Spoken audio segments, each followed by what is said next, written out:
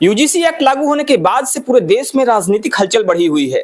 चाहे उत्तर प्रदेश की बात करें या फिर किसी अन्य राज्य की, चारों तरफ यूजीसी का विरोध हो रहा है और साथ ही साथ लोग मांग कर रहे हैं कि इसको रोल बैक किया जाए।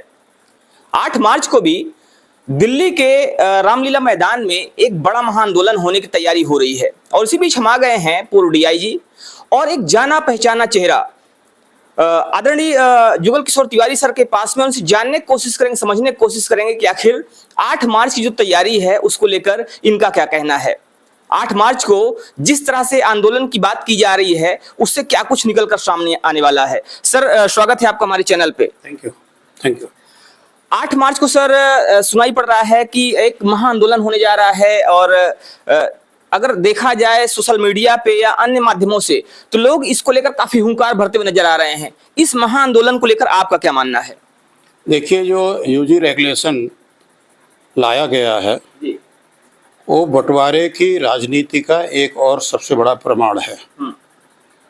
और ये बंटवारा विश्वविद्यालयों में आकर के जहां हमारे छात्र अपना भविष्य बनाने के लिए जाते हैं, वो अपने कैरियर के लिए कोई लॉ के क्षेत्र में, कोई इंजीनियरिंग के क्षेत्र में, कोई जर्नलिज्म के क्षेत्र में, विभिन्न क्षेत्रों में जो जा कर के वहाँ सोचते हैं कि हम अपने अध्ययन को सुचारू रूप से करेंगे, और जिनके अंदर कोई इस तरह की फीलिंग नहीं होती है वो कॉलेजों से निकल कर के वहाँ पहुँच रहे होते हैं। और कॉलेजों में हम लोग जानते हैं कि वहाँ अभी कोई इस तरह के रिजर्वेशन जैसी चीज़ें नहीं हैं। हालांकि अब ये ऐसा विषय हो गया है जो धीरे धीरे करके राजनीतिज्ञों ने जगह जगह भर दिया है। वहाँ इस तरह का भेदभावपूर्ण रेगुलेशन लाना ये निश्चित रूप से बहुत बड़े संकट का जो है प्रतीक है, जिसको लेकर के सर्व समाज आंदोलित है।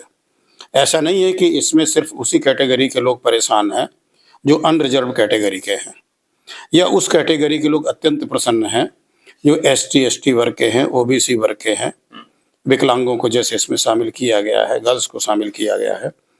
इस आंदोलन में अगर आप देखें तो जो अभी जंतर मंतर में प्रदर्शन हुए 2 बार, उसमें OBC के लोगों ने भी बढ़ चढ़ के भाग लिया।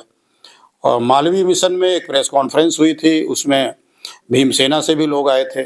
उन्होंने भी इस विभेदकारी रेगुलेशन के खिलाफ आवाज़ उठाई। तो जिन लोगों को वास्तव में समाज की एकता और अखंडता की चिंता है, वो सब लोग इसको लेकर के आंदोलित हैं। जंतर मंतर से लेकर के पूरे देश में विभिन्न राज्यों में अनेक प्रदर्शन हो चुके हैं। इसमें आप लोगों ने देखा होगा, लोगों ने ज्ञापन दिए हैं। लेकिन सरकार की तरफ से दुर्भाग्य की बात यह है कि जो सरकार है जो हमारे वोट से बनी है, उसके किसी भी जिम्मेदार व्यक्ति ने इस विषय पे अपना मुंह नहीं खोला है। और इस रेगुलेशन की जो कमियां हैं, इस रेगुलेशन के जो दुष्प्रभाव होने हैं, उससे ऐसा नहीं कि वो लोग अवगत नहीं हैं। वो राजनीति से जुड़े हैं तो समाज से भी जुड़े होंगे, जुड़े ही हैं। तो समाज की जो स्थिति बन रही है उससे वो भी अवगत हैं। अब उनके भी गले की ये फांस है जिनको ना निगलते बन रहा है ना उगलते बन रहा है। सर जैसे आपने कहा कि इससे वो भी अवगत हैं जो इससे हानियां होने वाली हैं, नुकसान होने वाले हैं, आने वाले समय में जो विद्रुपताएं पैदा होने वाली हैं उससे वो अवगत हैं।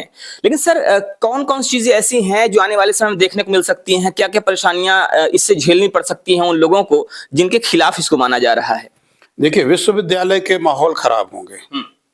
विश्वविद्यालयों में कुछ जगह चुनाव भी होते हैं और ये राजनेता अपनी राजनीति वहीं से चमकाना चाहते हैं। वैसे भी विभिन्न राजनीतिक पार्टियों ने अपने प्रॉक्सी संगठन विश्वविद्यालयों में बना रखे हैं, चाहे भाजपा हो, चाहे कांग्रेस हो या वामपंथी दल है।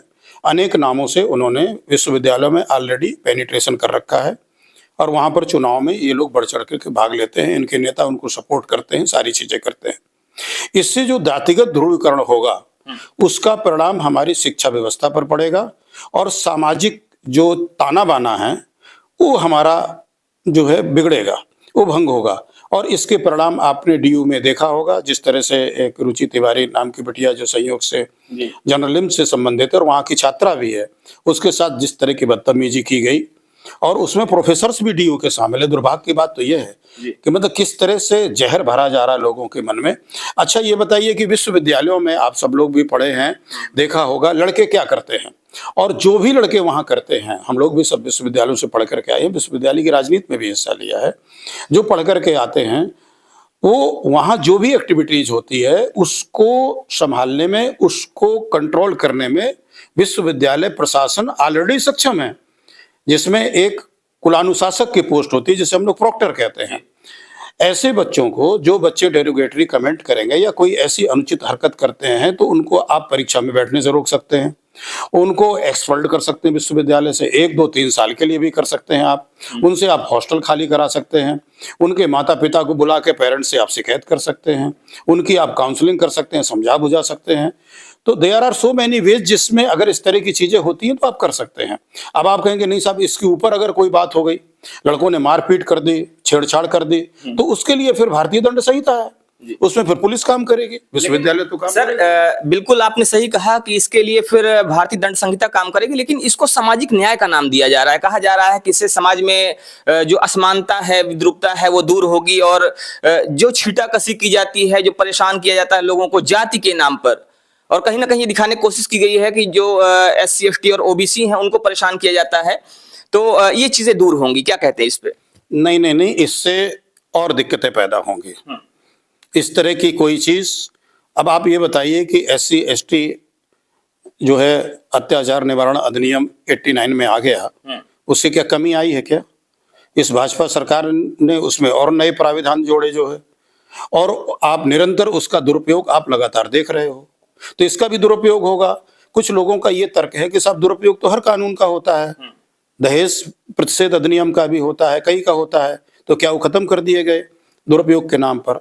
दोनों में अंतर यह है कि ये वास्तव में दुरुपयोग के दृष्टिकोण से बनाया ही गया है।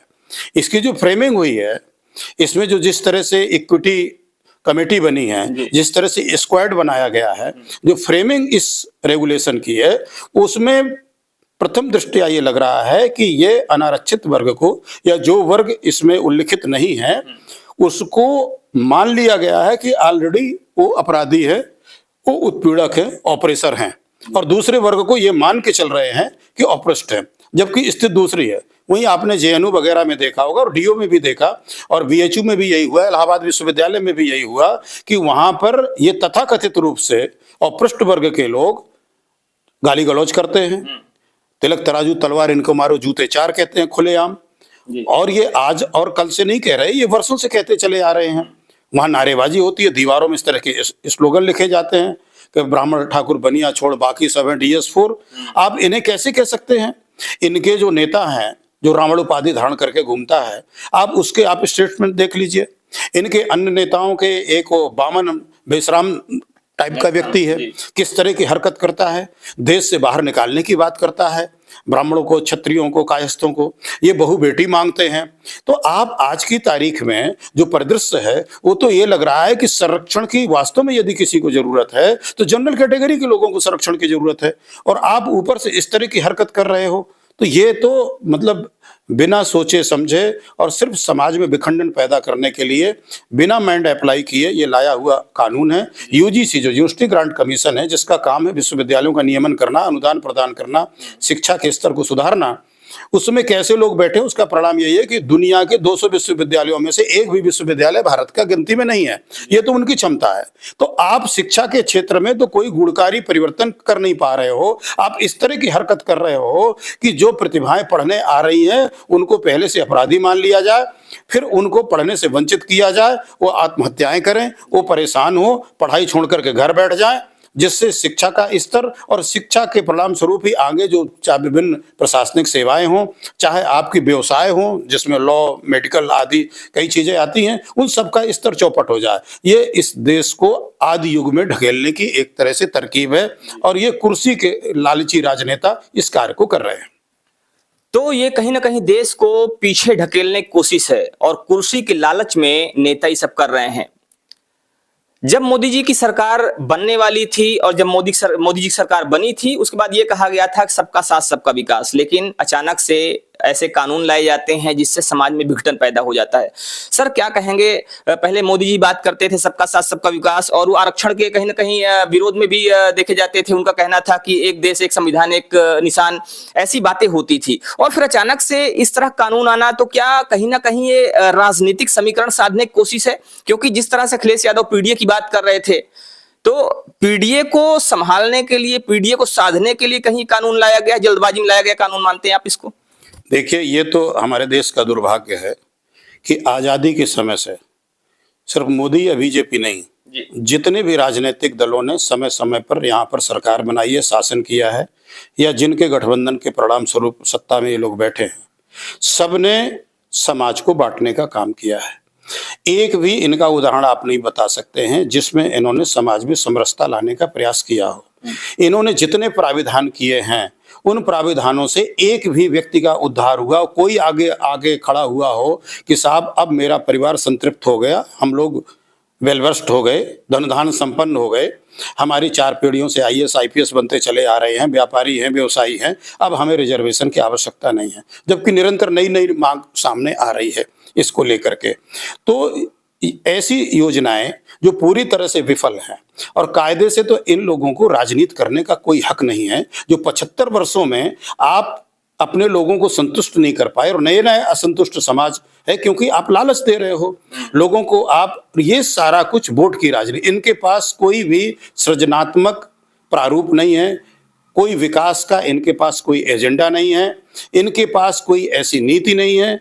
ये अन्य देशों से, जो देश हमसे बहुत बाद में आज़ाद हुए, वो हमसे सैकड़ों गुना आगे निकल चुके हैं, और हम आज भी वहीं के वहीं बैठे हुए हैं, आज भी विकासशील के नाम से बैठे हुए हैं। और उसका परिणाम ये है कि हमारे यहाँ ढेर सारे वर्ग को, उसको सशक्त, मजबूत और स्वाभिमानी बनाने के बजाय उसको ऑपरेस्ट, उसको पिछड़ा घोषित करने की होड़ मची हुई है। वो जातियां जो एक तरह से क्षत्रिय जातियां थी, मजबूत जातियां थी, और जिनको पहली जनगणना में जो खुद अपने को, जैसे कुर्मी लोग हैं, पटेल भाई लोग हैं, कुर्मी, हमारे यहाँ तो कुर्मी होते हैं, पटेल तो गुजरात में हैं।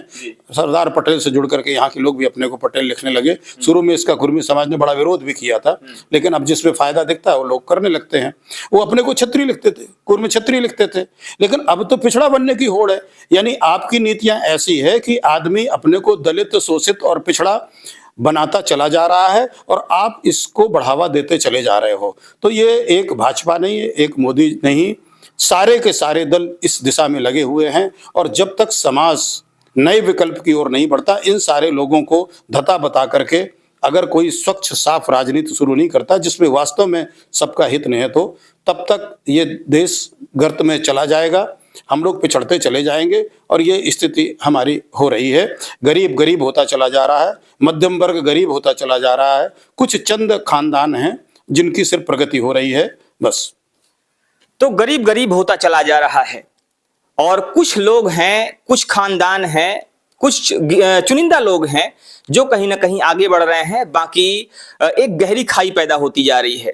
अगर बात करें प्रतिभाओं की, तो प्रतिभाएं लगातार दमित हो रही हैं, प्रतिभाओं का दमन हो रहा है, क्योंकि प्रतिभाओं की जो वैल्यू होनी चाहिए वो वैल्यू नहीं हो रही है। सर क्या मानना है आपका कि जो प्रतिभाएं हैं, जो पहले हुआ करती थी, जो प्रतिभाओं का सम्मान होता था, क्या अब वो प्रतिभाएं ऐसे ही उनका दमन होता रहेगा और इसी तरह से उनका निरादर होता रहेगा अगर ऐसे कानून आते रहेंगे? देखिए, ये तो स्पष्ट रूप से दिख रहा है। इस कारण से हमारे लोग फॉरेन में जाकर के अच्छा कर रहे हैं। बड़े बड़े सीईओज जो हैं हमारे विदेशों में जाकर के और अच्छा काम कर रहे हैं। जो उनको देश में योगदान करना था, मजबूरी में आकर के यहाँ की नीतियों के से परेशान होकर के वो लोग जाकर के विदेश को समृद्ध कर रहे हैं। और हम आरक्षण का दायरा बढ़ाते चले जा रहे हैं। हम विज्ञान इसरो में भी ले आए, मेडिकल में भी ले आए। अब आप ये बताइए कि अगर अयोग्य चिकित्सक होगा तो क्या उस समाज के लोग भी इससे प्रभावित नहीं होंगे जिनको हम आरक्षण के दायरे में ला रहे हैं? एक अयोग्य शिक्षक, एक अयोग्य चिकित्सक, एक अयोग्य प्रशासक, एक अयोग्य नेता, जिसमें ना शासन करने की तमीज है, जिसको ना प्रशासन चलाने की तमीज है, ना जिसको शिक्षा, उच्च शिक्षा, गुणवत्ता पूर्वक शिक्षा देने की तमीज है, और ना जिसको अच्छी चिकित्सा देने की तमीज है। ये जब हमारे बीच में आ जाएंगे, और जो लगातार आ रहे हैं वो परिणाम सोशल मीडिया में सब दिख रहे हैं, किस तरह के लोग आ गए हैं। माइनस पा करके लोग प्रोफेसर बन रहे हैं, अध्यापक बन रहे हैं। तो इनसे शिक्षा तो हमें हमारे लोग ही तो प्राप्त करेंगे, वो वर्ग भी तो प्राप्त करेगा जिस वर्ग से इन लोगों को लाया जा रहा है। तो ये बात क्या समझ में नहीं आ रही? इसलिए मुझे लगता है कि उनमें से भी जो समझदार लोग हैं अब इस चीज का धीरे धीरे करके विरोध करने लगे हैं। क्रीमी लेयर की बात सुप्रीम कोर्ट के मुख्य न्यायाधीश गवई साहब जो स्वयं इस समाज से आते हैं, उन्होंने स्वयं कहा कि भाई ये जो समृद्ध हो जा रहे हैं, सशक्त हो जा रहे हैं, वहां भी क्रीमी लेयर लाया जाए। लेकिन नेता लोग, सबसे पहले इसका चिराग पासवान ने विरोध किया, जो पीढ़ी दर पीढ़ी चाहते हैं कि हम ही हमेशा मतलब अन्न पासी समाज के व्यक्ति ना आए, हम ही इस पे रहे, क्योंकि उन्हें लगा कि यदि क्रीमी लेयर सर्विसेज में आ गया तो कल हो सकता है राजनीति में भी आ सकता है। भाई तुम बन चुके, तुम्हारा बेटा बन चुका, तुम्हारा चाचा बन गया, तुम्हारा भाई बन गया, तो अब अन्य व्यक्ति भी तो इस समाज से है, वो भी तो मौका है। इसके लिए हम लोगों ने एक जन सामान्य मंच का गठन किया है, जिसमें हम लोग इस बात को रेखांकित कर रहे हैं, लोगों को समझा रहे हैं कि अब कॉमन पीपुल की बात होगी, अब उनके भी उद्धार की बात होगी, जो जिसका पीढ़ी दर पीढ़ी लाभ लेते जा रहे हैं। और मजे की बात, ये शादी विवाह भी अपने परिवार में नहीं कर रहे हैं। जो लोग आप देखिए सर्विसेज में आ रहे हैं, IAS IPS बन रहे हैं, आरक्षित समाज के जो लोग हैं, उनके विवाह संबंध वो अपने समाज में विवाह संबंध भी नहीं करना चाहते हैं। हे दृष्टि से देखते हैं अपने लोगों को, अपने लोगों के बीच बैठना भी नहीं चाहते वो लोग जो है, और इसीलिए वो लोग क्रीमी लेयर का विरोध करते हैं।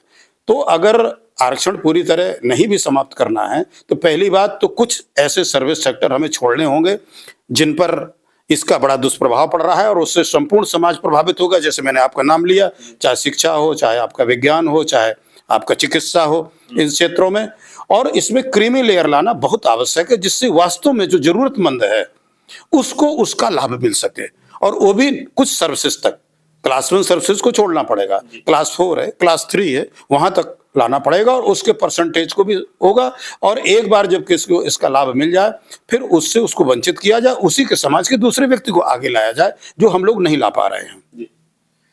तो इस तरह से अगर सही दिशा में देश को ले जाना है तो इन चीजों पर ध्यान देना होगा, क्रीमी लेयर लाना होगा, जिससे कि जो वंचित लोग हैं, जो वंचित वर्ग है, उसको भी इन चीजों का लाभ मिल सके, आरक्षण का लाभ मिल सके। और साथ ही साथ इस चीज का भी ध्यान देना होगा कि हम ऐसे क्षेत्रों से आरक्षण हटाएं जहां पर इसका दुष्परिणाम देखने को मिल सकता है। अगर अशिक्षित डॉक्टर होगा, अशिक्षित शिक्षक होगा और इस तरह से अशिक्षित प्रशासक होगा, तो कहीं ना कहीं ये देश के लिए और समाज के लिए घातक सिद्ध होंगे।